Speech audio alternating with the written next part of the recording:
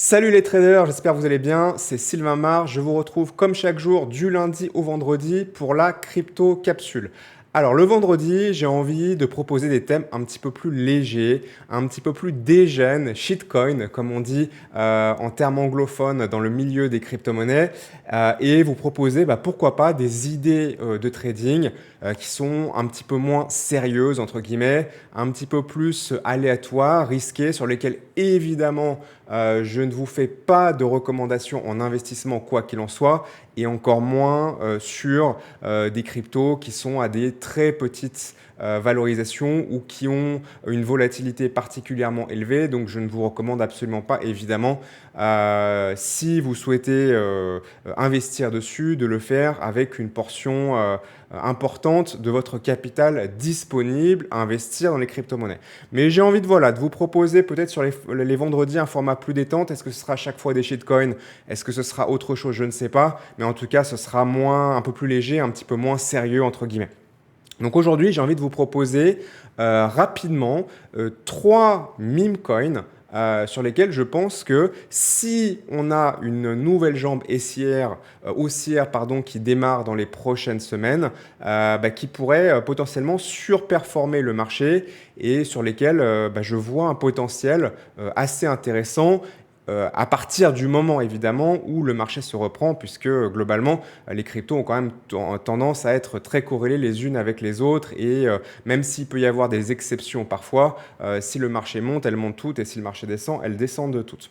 Donc je vous en propose trois aujourd'hui, donc trois meme coins, c'est-à-dire trois tokens qui sont simplement adossés à un meme, d'accord? Donc c'est-à-dire à une, comme je disais l'autre jour, je parlais des memes dans une vidéo il y a quelques jours, qui sont simplement des blagues sur Internet, des idées, des concepts, des images qui sont très virales, connues de tous et qui se partagent facilement et qui sont sur des thématiques généralement extrêmement légères et plutôt dans l'univers humoristique.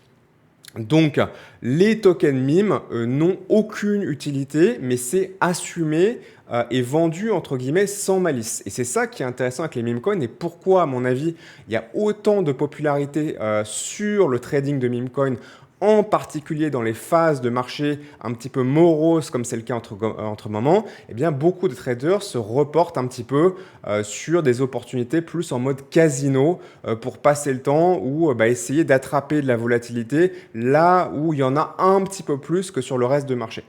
Donc c'est possible que les meme coins s'installent dans le paysage du trading crypto de manière assez, comment dire, assez pérenne.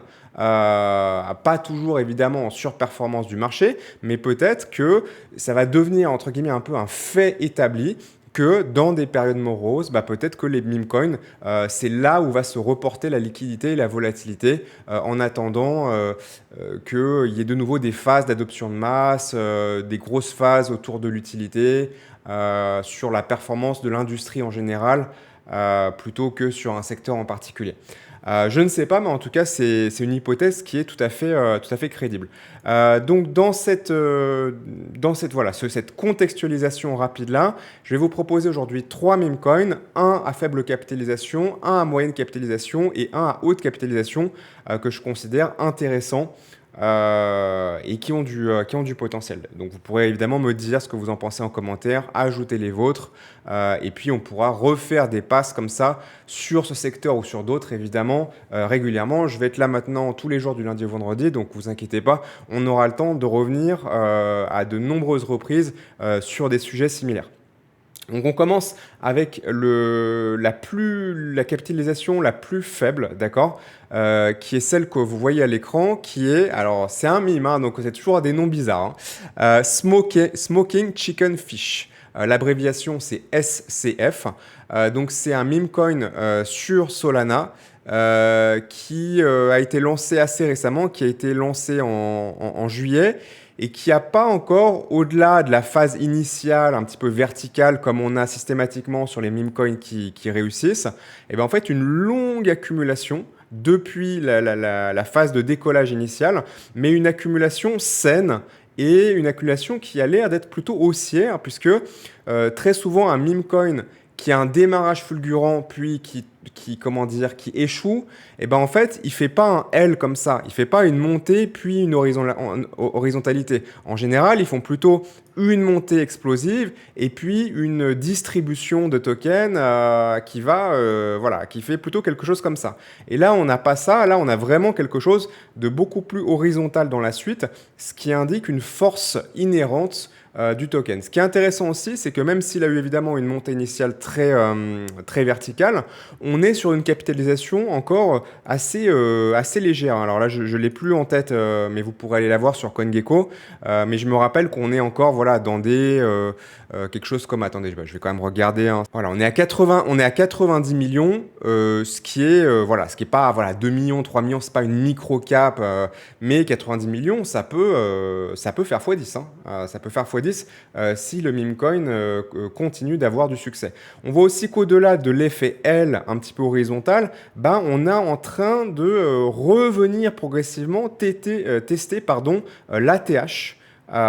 Et se rapprocher de la résistance historique. Donc on est clairement dans une construction haussière et à mon avis, il suffirait que le marché dans son ensemble se remettre à être un peu plus dynamique et optimiste pour que ça casse très facilement ce plot historique. Alors qu'est-ce qu'on peut attendre raisonnablement ou pas raisonnablement, hein, allez, c'est les vendredis, on n'est pas là pour être raisonnable, on est là en mode détente.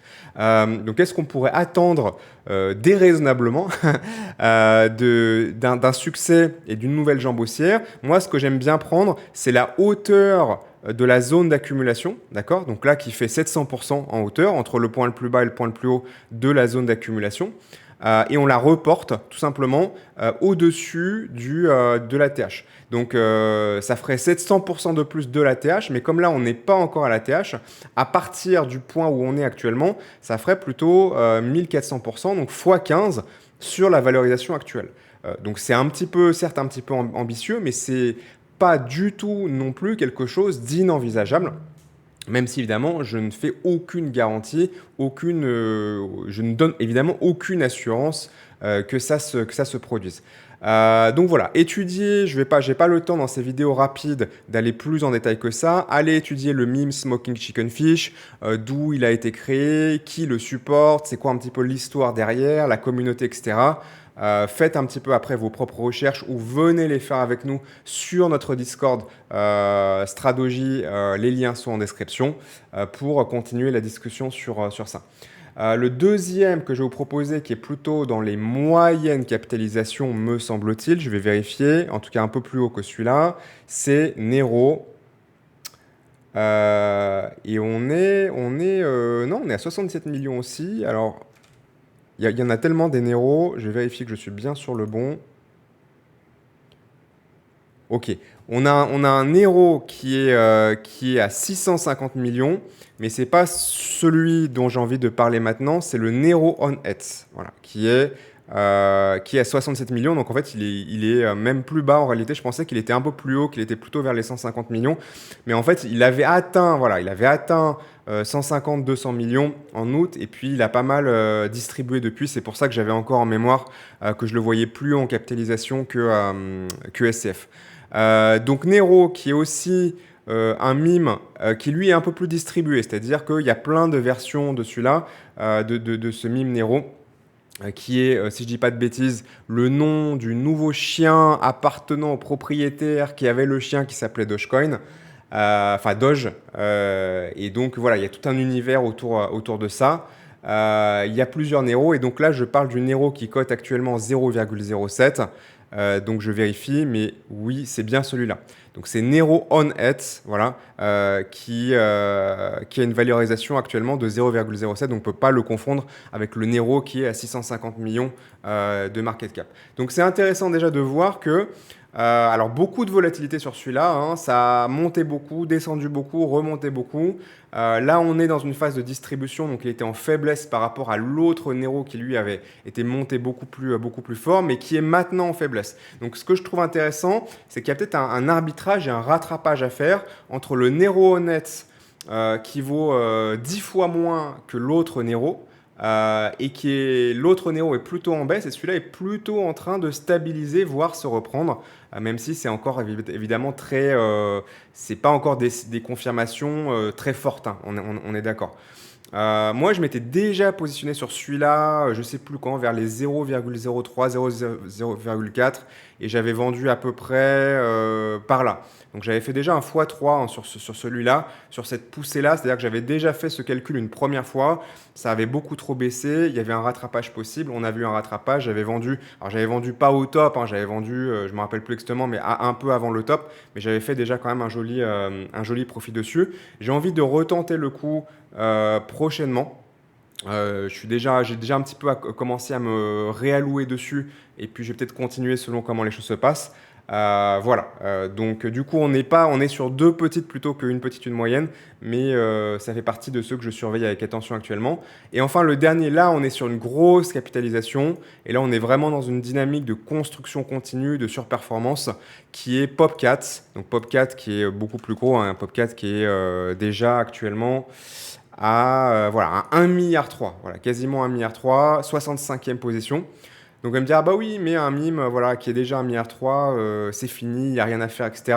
Il faut aussi faire attention de ne pas trop tomber dans le piège de vouloir acheter que des choses qui sont en baisse en se disant, ah si ça remonte à son plus haut, je vais gagner X. Ça, c'est parfois vrai, mais c'est souvent un piège. C'est souvent un piège. Il faut aussi quand même à se rappeler qu'il faut savoir acheter ce qui monte, hein.